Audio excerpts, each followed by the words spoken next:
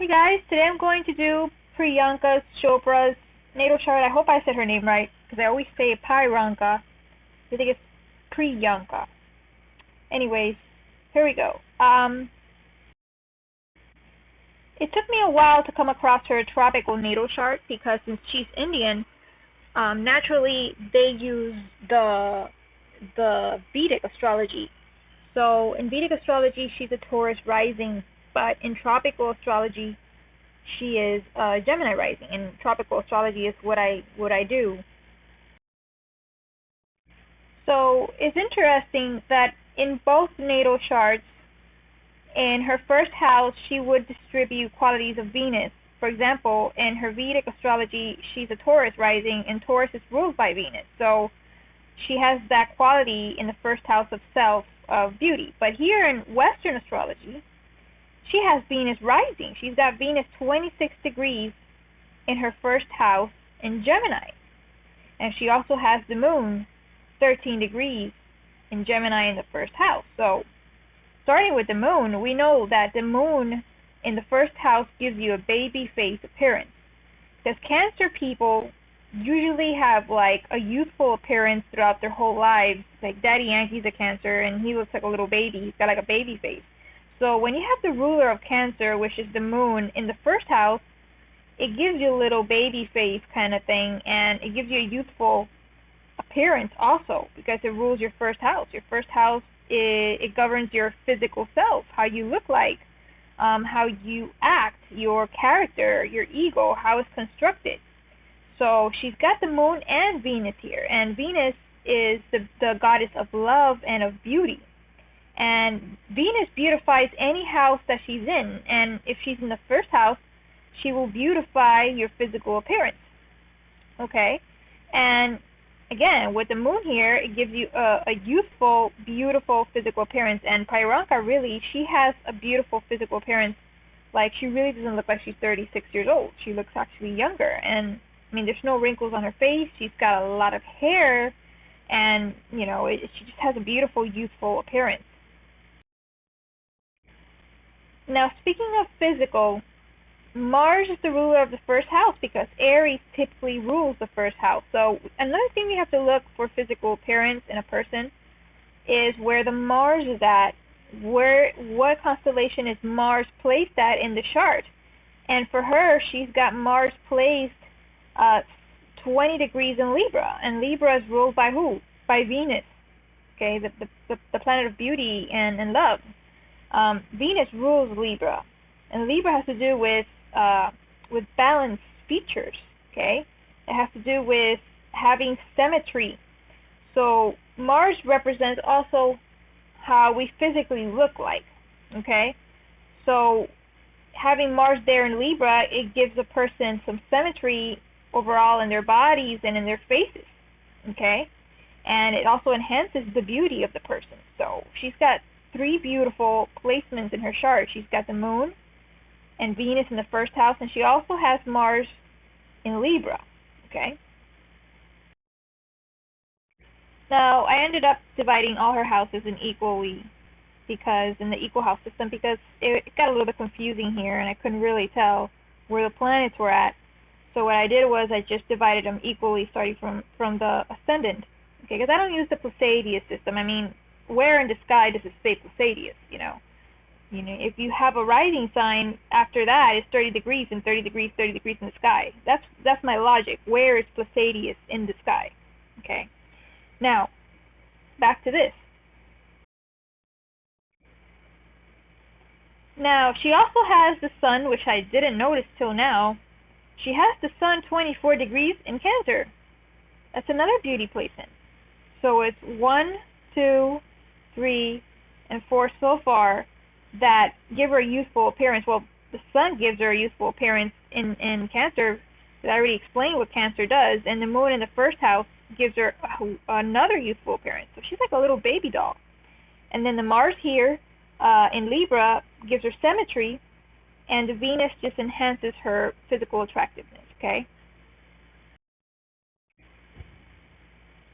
Now, she has Gemini rising, and she's mentally quick, and it's true because I've seen her interviews, she defends herself pretty quick. She answers questions pretty quickly, and that's a Gemini trait, okay? Having quickness of the mind, not being too slow, not thinking too slowly, just being quick and being able to rationalize quickly. Okay, she has Mercury in Cancer, so how she communicates, how she speaks, her tone of voice is very soft, okay? And her values in the second house have to do with family. She values her mom, and I saw a video of her with her mom, and she looks very close to her mom, and you can totally tell. And with the sun here in the second house of value, you could totally see it. And she also has here the North Node. So for her, her values have to do with family, and that's where she treasures it. That's the treasure of her life, the family.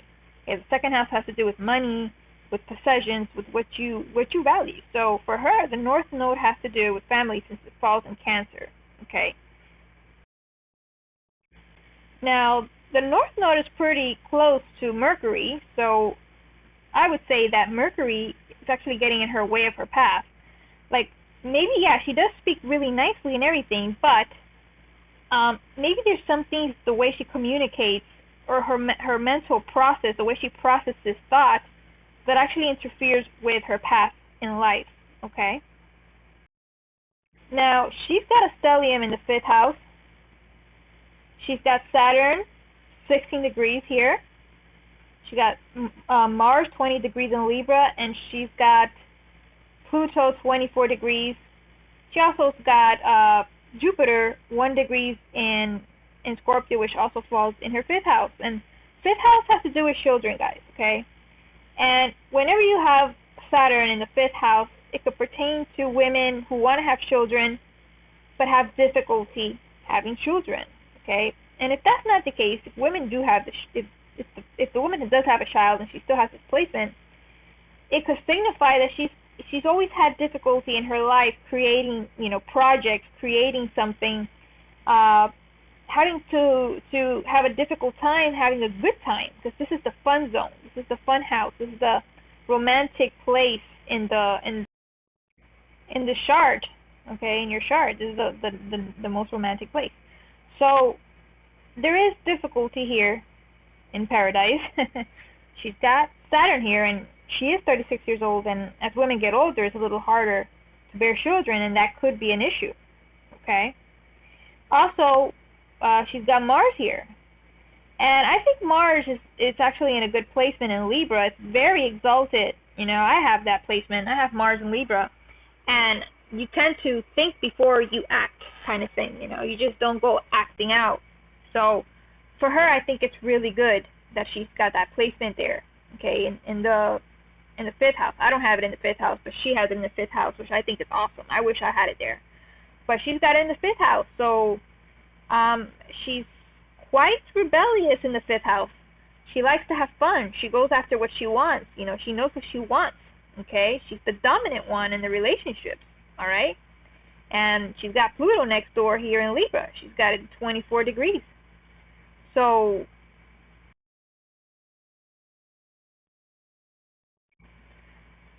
it's very interesting to have Pluto and Mars in very close proximity, because Pluto has to do with control, and Libra has to do with relationships, and the 5th house also has to do with romance and relationships. So she's got to have control, okay, in her relationships. All right, she has to, because the 5th house rules Leo. Okay, she's got to be the dominant one here, and she also has Saturn here, so she kind of struggles also in relationships to be restricted. She doesn't want to feel restricted, in relationships. So whenever you have like Mars and Saturn conjunct, that's kind of like trouble, because Mars wants to be the rebellious one, and Saturn wants to discipline. So imagine having a child and a teacher together, and one that's rebellious and one that's putting order at the same time. It's contradicting. So it's like the area that's full of fire in her chart. It's an area of trouble. Okay. Now, interesting enough, she's got Jupiter right here in the 5th house also. And Jupiter is kind of like the opposite of the opposite of Saturn in a way too, because Jupiter is the expander and Saturn is the constrictor. So when you have these two, but they're not in close proximity, thank God. But Jupiter there kind of gives her a relief, because Jupiter in the 5th house blesses you with a lot of children. However, Saturn in the 5th house constricts your ability to have children or to have fun. So it's a very, very contradicting house for her. It's kind of like a hot and cold, and it's in Libra, which is dual, just like Gemini, and it's an air sign. So there's a lot going on in this house, a lot of drama, pretty much. Okay, let's go on to the next house. She's got Uranus in the 6th house of health, work, and routine. So she's always fluctuating everywhere. Okay, she goes from here to there to there to there. Like, it's just totally unstable, and it's in Sagittarius, and she just loves her independence, loves to be free and wild. Okay, and that pertains to her health and her work. Likes doing what she wants and when she wants. She likes to work at her own pace. Now, she's got Neptune 24 degrees in Sagittarius in the 7th house of relationships. So maybe she's got unrealistic expectations with relationships with her other partner. Okay? And it could also signify that she's drawn to musicians, because Neptune has to do with music. Nephthys, the goddess of music in Egypt. And it has to do with that. So she's really into that. That's something that would, totally attract her. Now, something she's attracted to, but her ideal man is in the 5th house, okay? And the 5th house has to do with Leo, has to do with a performer, has to do with someone that loves attention, someone that's affectionate, someone that likes to buy you gifts. And she has Jupiter in Scorpio. So if we merge together Leo and Scorpio, what do you get? You get a person that's very deep, that likes attention, that enjoys a good time, because it's the 5th house. But you also have Mars here, the bad boy, in the 5th house. Okay, but he's in Libra. So there is a difference. This is a person that would probably distribute very weak character, indecisiveness, but at the same time demanding, since it's in the 5th house. But the good boy is more of a deep person, a mysterious person, likes a good time also. So that's something that she would have to decipher on her own. But yeah, she does like the musician, so it does come out here in the 7th house. Okay. So yeah, this is the reading for Priyanka's natal chart. I hope you enjoyed, and if you guys want a reading, please go to the description below, and I'll be happy to give you your own natal chart reading. Namaste, guys.